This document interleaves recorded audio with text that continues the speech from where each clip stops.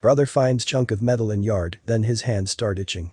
He held his brother's hand as the shaking boy leaned over the sofa again and clutched his stomach. The rough patches and strange smells were still all over the skin. He buried his face in the covers and started to cry. If only their mother was there. If only he hadn't let him dig. Toby leaned against a railing and scowled at the sunny day. It wasn't fair. Summer was for fun, not babysitting his annoying little brother, Mark. He kicked against the faded porch floor, sending flakes of paint everywhere. At least they had the house to themselves. Soon, however, Toby was going to wish that wasn't true. He took a deep breath as the irritating boy asked if Toby would come play again. The air smelled like fresh dirt and a whiff of something sweet but strange. A wave of anger washed through him. He could have been smelling the beach instead. "Hey," Mark said. "I found something." Toby stomped across the yard and scowled, wishing he was an only child. What stupid worm or rusted bottle cap was so important? On top of it, the little human was now filthy. Great. The day was just getting worse. "It's metal," Mark said. "Old maybe." Whatever it was, it gave off a strange shining green. "Wanna help?" Mark asked. The hole was already impressively big, but Toby wasn't about to give his brother the satisfaction of a compliment. He let out a huff and snapped. "No. Do whatever you want. Just stop bothering me. Leave me alone." Little did he know he was going to regret those words. Toby spun around, went inside, slammed the screen door behind him, and paid attention to the television instead. After several shows of odd sea life had passed, he finally noticed he was still blissfully alone. But the last thing he wanted was to be grounded. So, he peeked out the door. His brother sat in the yard, far too still. "Mark." He didn't respond. "Hey, doofus. Mom's going to kill you." He fumed over to the large hole. More of the green metal had been unearthed. But his brother wasn't holding a shovel anymore. He slowly scratched at Rad's skin. His face was as pale as paper. "I feel dizzy," he whispered. Everything became a blur. Whatever anger or annoyance he had felt before drained away and was replaced with a deep cold pit of fear and guilt.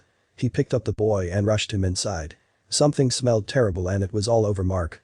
He tried to dial his mom. No answer. Mark threw up. Fear crept through his limbs and froze him in place. He should have been watching his brother. So stupid. He was so stupid. He gently set the boy on the sofa and watched him curl up into a little ball. His fingers couldn't dial 911 fast enough. Even though they promised they were on their way, he couldn't wait around doing nothing. He grabbed the shovel.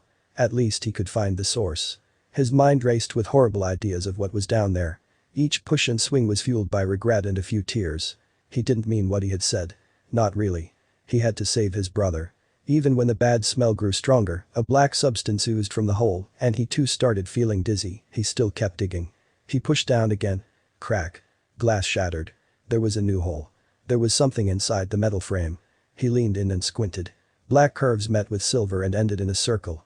He took a long, deep breath and felt his head spin. "It can't be," he muttered. He immediately knew how to help his brother. Toby rushed back in, feeling waves of relief.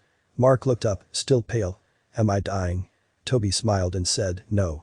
It was just gas and oil." Moments later, sirens wailed outside and a loud knock came at the door. The police had also come. Maybe they could tell him why there was a car buried in their backyard. Over the next few days, he sat on the back porch and watched them unearth a vehicle and avoided a very angry mom. Mark sat beside him, fidgeting and squirming with excitement. "Can we keep it?" the boy asked. As Toby spotted the distinct horse logo, he gaped and said, "I really hope so." It wasn't just any car. It was an actual Ferrari. Toby could already picture himself learning to drive on it and pulling up to the beach so everyone could be jealous. There wasn't much he and his brother both liked.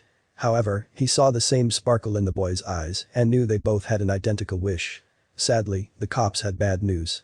When Toby overheard the word stolen and insurance fraud, he frowned. Toby shook his head in disappointment and went back inside. Mark sat on the floor surrounded by toys. "Wanna play?" he asked.